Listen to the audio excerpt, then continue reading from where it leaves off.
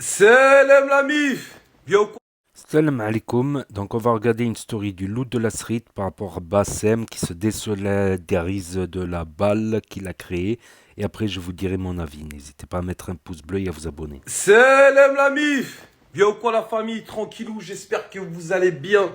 La famille, quand je vous dis de pas prêter vos couilles à Bassem parce que c'est une personne qui a un mauvais fond et il veut vous envoyer dans le décor pour assumer les couilles que lui n'a pas. Et une fois que vous allez être dans la merde, lui il va reculer, il va dire c'est pas moi. Vous vous souvenez quand je vous ai prévenu de tout ça? Et je vous préviens à chaque fois. Mais une fois n'est pas coutume, c'est pas grave. Le rappel profite aux croyants, comme on dit.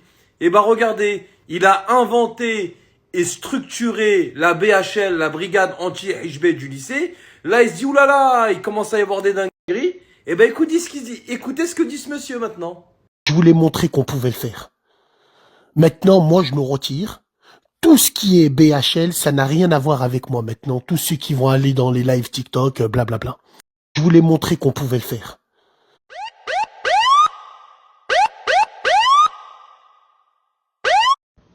Mais non, frérot, c'est pas comme ça. Tu crées un mouvement qui s'appelle BHL, Brigade Anti-HB du lycée. Tu le partages sur tes réseaux sociaux. Tu le partages sur ton Snap. Tu le partages sur ta radio. T'engraines les jeunes. Allez, en avant la horde, Staline, la guerre, etc. Et puis après, quand ça devient un peu chaud, tu laisses les gamins aller à la mine et toi, tu te retires comme une kahbab flous que t'es. Non, c'est pas comme ça. C'est toi qui as créé le mouvement, tu vas assumer, mon ami.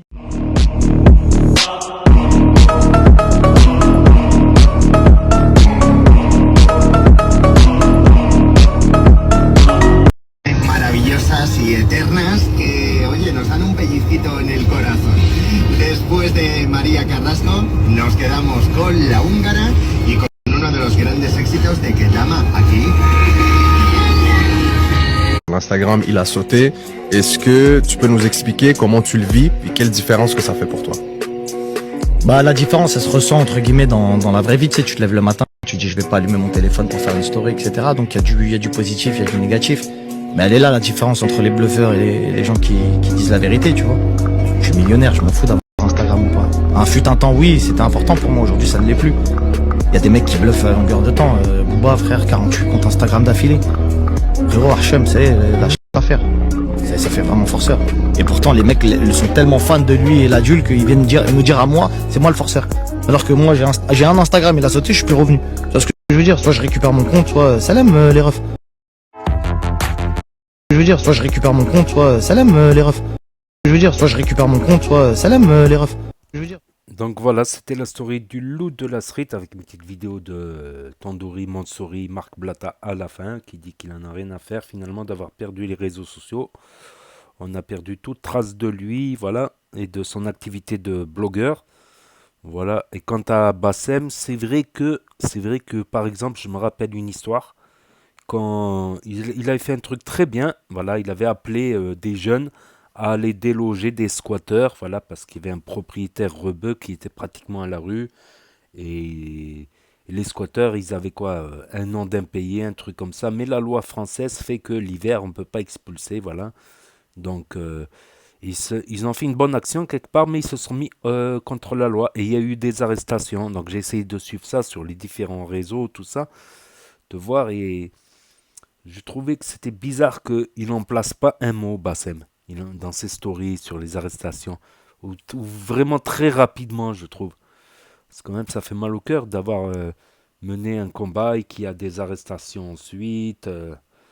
Je ne sais pas s'il y a eu des sanctions par la suite, mais voilà quoi. Voilà quoi. C'est vrai que là, il a fait un demi-tour parce que voilà, quand il avait fait ce vocal, il me semble que c'est à partir de là que sur les réseaux, ça a commencé à parler de plainte. Ça continue à parler de plainte, mais est-ce que c'est vrai ou pas? Est-ce qu'il y a une plainte ou pas?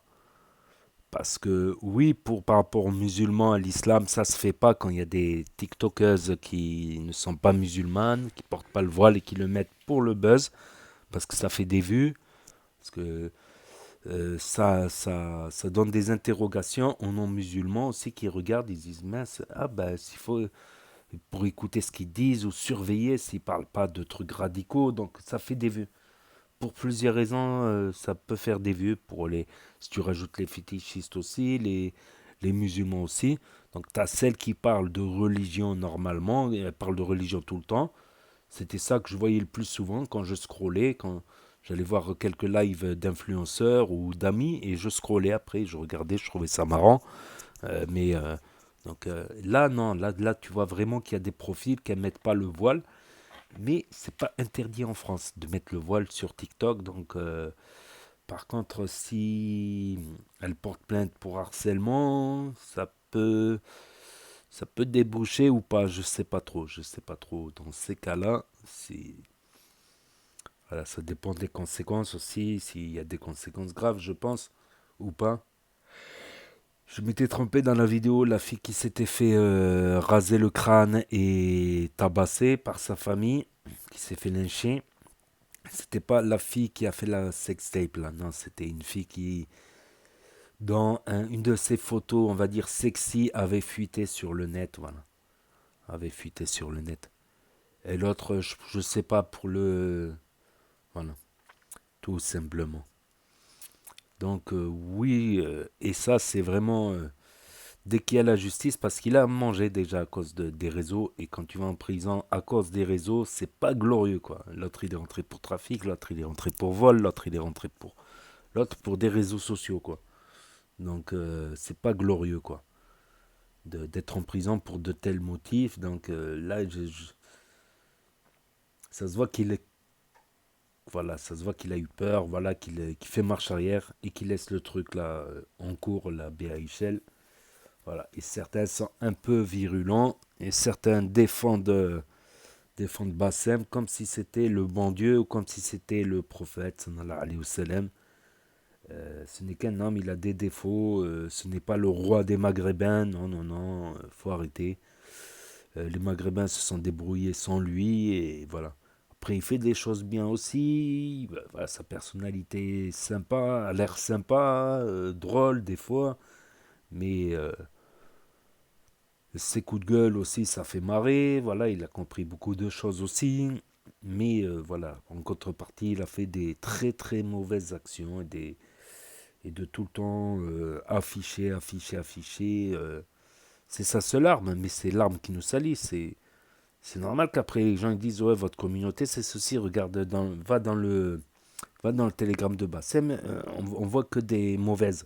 C'est forcément les gens ils vont associer la couleur de peau basanée à des mauvaises. Voire même des fétichistes qui vont là-bas pour voir les meufs qui l'affichent aussi. Ça peut s'avérer contre-productif. Je ne sais pas exactement à quel degré, mais ça peut s'avérer contre-productif également. C'est que mon avis. Je peux avoir tort ou avoir raison. J'ai déjà eu tort, j'ai déjà eu raison. Voilà, les vidéos le prouvent. Avec le recul, certaines vidéos peuvent le prouver, mais voilà. Après, c'est vrai qu'il est pas... Quand il commence à y avoir des menaces de police, il n'est pas très... Voilà. Ils deviennent tout de suite un peu plus calmes. Voilà, c'est dommage parce que... Et aussi, il se dit représentant des Maghrébins. Il affiche beaucoup de Maghrébines qui vont avoir la haine, qui ont été harcelés et tout ça. Elles vont regarder quoi? La vidéo où le Renoir qui frappe Bassem, donc elles vont se mettre du côté Renoir, donc assimiler Renoir, donc ça va donner un plus au Renoir, par exemple, pour toutes celles qui détestent Bassem, par exemple. Elles vont trouver peut-être protection là-bas, ou quoi, ou qu'est-ce, tu vois. Donc, voilà encore un autre exemple de ce qui pourrait être contre-productif, quoi. Et ça, faut réfléchir. Avant de faire des actions, avant de parler, il faut réfléchir, remuer sa langue 7 fois, comme on le dit, voilà. Bon, je suis un peu crevé, je vais arrêter la vidéo là. J'ai dit que mon propre avis, j'ai pas insulté, j'ai pas manqué de respect, voilà. Donc, ne le défendez pas non plus comme si c'est un prophète quand même. Faut pas abuser non plus. Faut pas pousser mémé dans les orties. Il a fait des choses bien. Il a fait des choses très mal aussi. J'ai comme l'impression qu'il y a plus de mal que de bien quoi à force.